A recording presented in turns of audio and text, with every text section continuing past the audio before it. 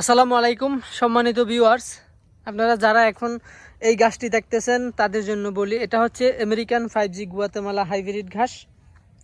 যে দেখুন পাতাগুলো কীরকম চ্যাপ্টা হয় এবং জোপালো হয়ে থাকে। দেখুন কী পরিমাণ পাতা, আসলে একটি সোপাতে প্রচুর পরিমাণে পাতা হয়ে থাকে।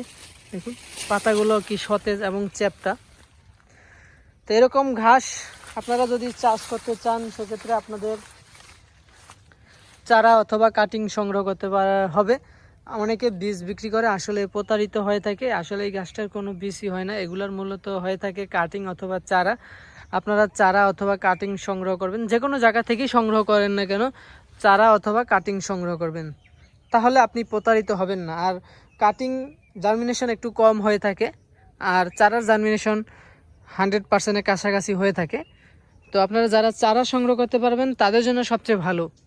তা আমাদের কাছে কাটিং অথবা চারা দুটোটাই আছে, তবে বলে থাকি বীজ সংগ্রহ করবেন না, এটার কোনো বীজই হয় না। তো আপনারা যারা এই ঘাস চাষ করতে চান আমাদের সাথে যোগাযোগ করতে পারেন। আমাদের স্ক্রিনে দেওয়া নাম্বারে যোগাযোগ করলে আপনারা এই ঘাসের চারা অথবা কাটিং সংগ্রহ করতে পারবেন। আমরা বাংলাদেশের যে কোনো জায়গাতে কুরিয়ার করে থাকি। স্টেট ফার্স্ট কুরিয়ারের মাধ্যমে আপনার উপজেলা অথবা হোম ডেলিভারিও নিতে পারবেন। হোম ডেলিভারি নিলে কুরিয়ার খরচটা একটু বেশি লাগবে, আর অফিস থেকে যদি নিয়ে আসেন উপজেলা থেকে তাহলে আপনার কুরিয়ার খরচটা একটু কম লাগবে। তো দর্শক, আমেরিকান 5G গুয়াতেমালা হাইব্রিড ঘাসের চারা অথবা কাটিং আমাদের কাছে অ্যাভেলেবেল আছে, আপনারা চাইলে সংগ্রহ করতে পারবেন। পাশাপাশি আমাদের কাছে ইন্দোনেশিয়ান স্মার্ট নেপিয়ারও আছে। যে পাশে দেখুন গুয়াতেমালার পাশেই একটা সোফা রয়ে গেছে স্মার্ট নেপিয়ারের প্রজেক্ট আমাদের আলাদা আছে, সেটা যারা ভিডিও দেখেন তারা দেখলে বুঝতে পারবেন। আর এটা হচ্ছে স্মার্টের পাশাপাশি গুয়াতেমালার পাশাপাশি স্মার্ট একটা সোফা রয়ে গেছে। তো আপনারা যারা ছাগল পালন করেন তারা ইন্দোনেশিয়ান স্মার্ট নেপিয়ারটা চাষ করতে পারেন।